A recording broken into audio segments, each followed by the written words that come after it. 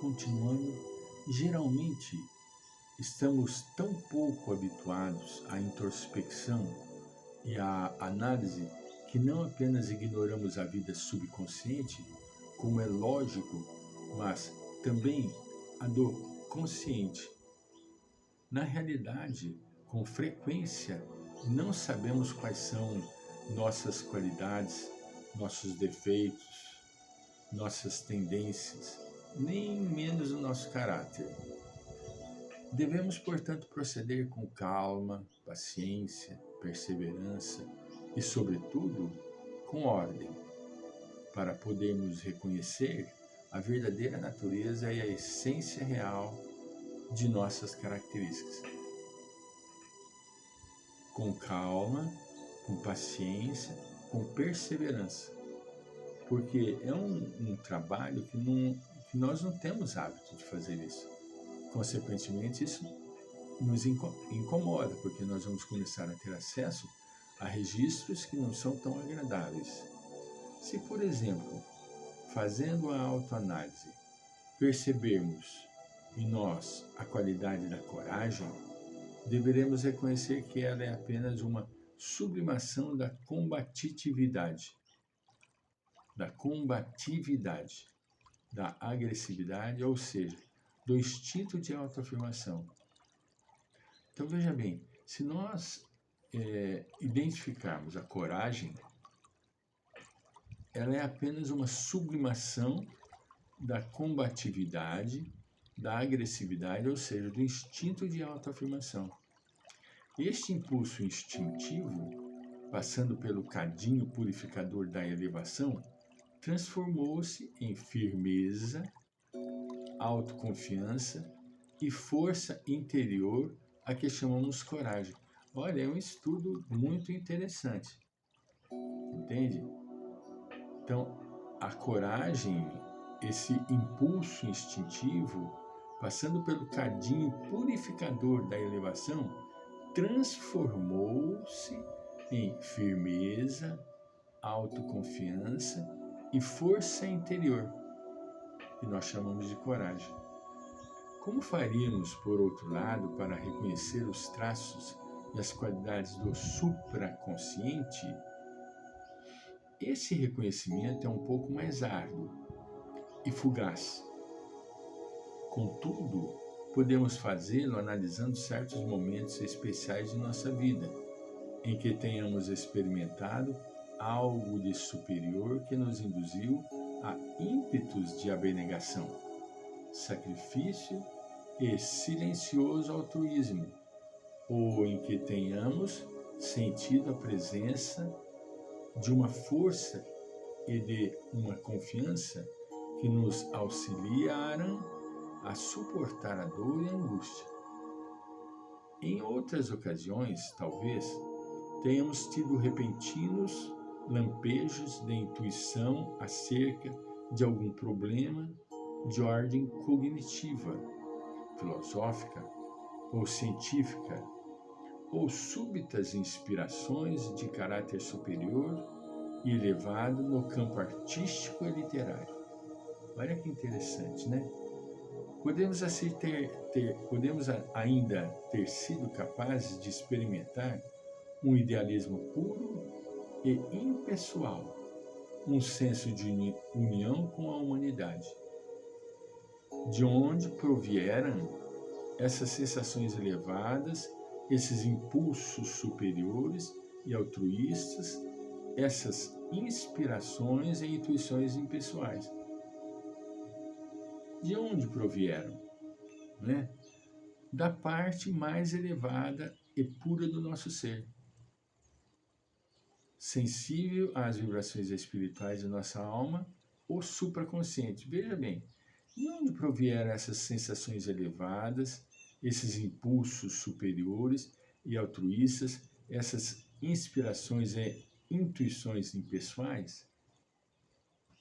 Do supraconsciente. Porque é uma parte mais elevada, não é?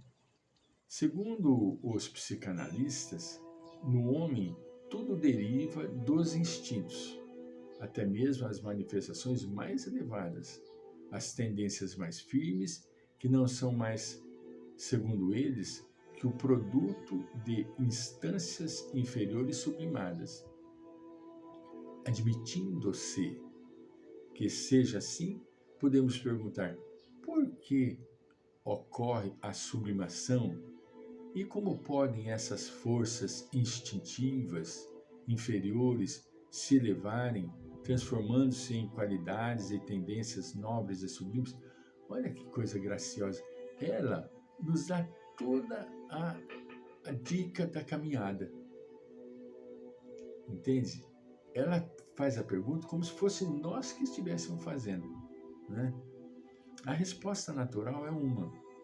As forças inferiores podem se transformar em qualidades superiores, apenas porque existe no homem um centro de atração, o eu espiritual, a alma, um potente imã que faz com que elas se elevem, atraindo-as para si e produzindo a sublimação, que é evolução e progresso.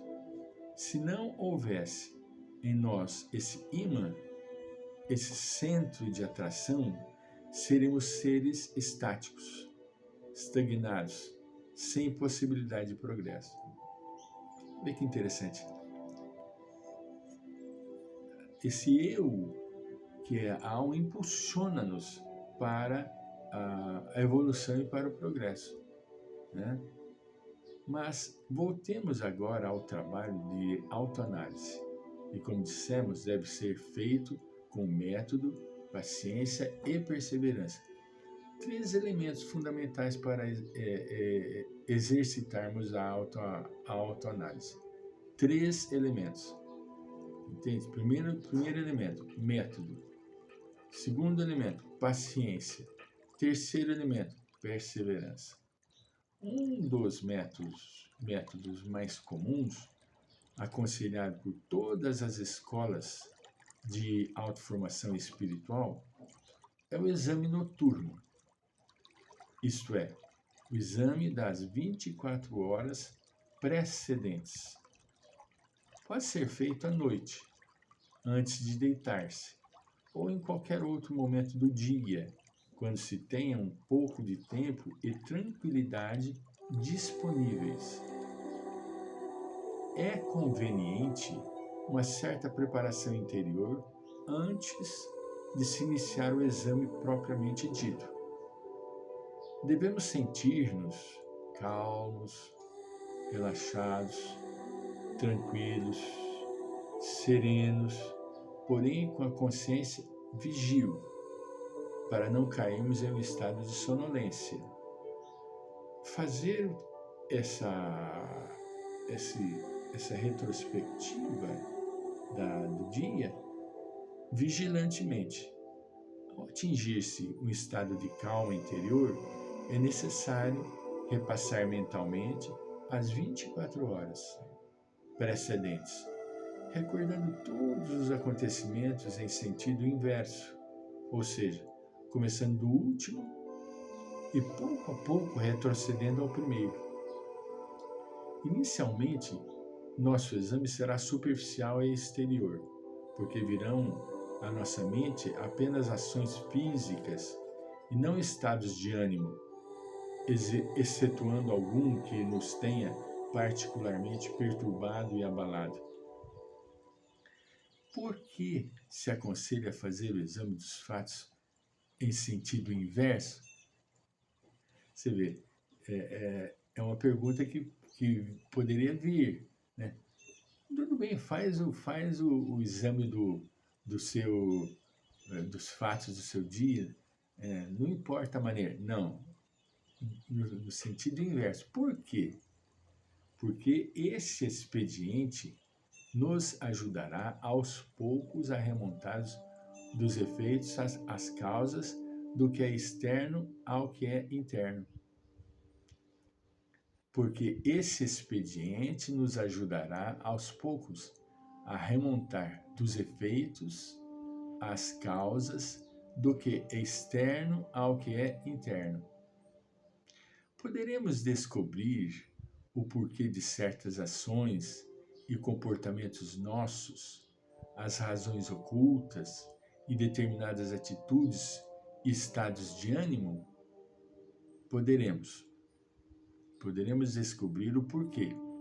Seria útil anotarmos todas as noites nossas reflexões, pois é fácil esquecer os pensamentos que afloram em nós e eventuais descobertas que tenhamos feito nos momentos de recolhimento e introspecção. Algo muito importante a ser lembrado é que o exame noturno não deve ser confundido com o exame de consciência, ou seja, não é feito com a finalidade de julgamento, de condenação, de arrependimento, mas apenas de autoconhecimento. Portanto, nossa atitude interior diante das qualidades e defeitos percebidos não deve ser a de um juiz, mas simplesmente a de espectador. Então, olha que interessante, né? É uma análise para poder simplesmente estar atento às coisas do nosso cotidiano, sem julgamento de forma alguma. Somente trazer a clara os fatos. Voltaremos.